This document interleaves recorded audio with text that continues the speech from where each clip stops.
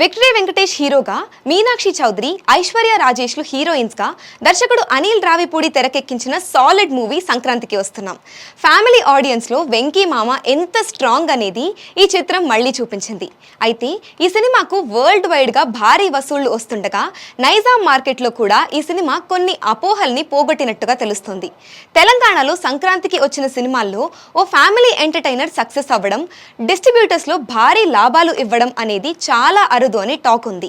కానీ దీనిని బ్రేక్ చేస్తూ సంక్రాంతికి వస్తున్నాం సినిమా 4 రోజుల్లోనే ఏకంగా 15 కోట్ల షేర్ని, అది కూడా జీఎస్టీ కాకుండా అందుకొని మాస్ జాతర చూపించింది. అలాగే ఈ వారాంతంలో కూడా భారీ వసూళ్లు ఈ చిత్రానికి నమోదు కానున్నట్లుగా ట్రేడ్ వర్గాలు చెబుతున్నాయి. మరి ఫైనల్ రన్లో ఈ చిత్రం ఎక్కడ ఆగుతుందో చూడాల్సిందే.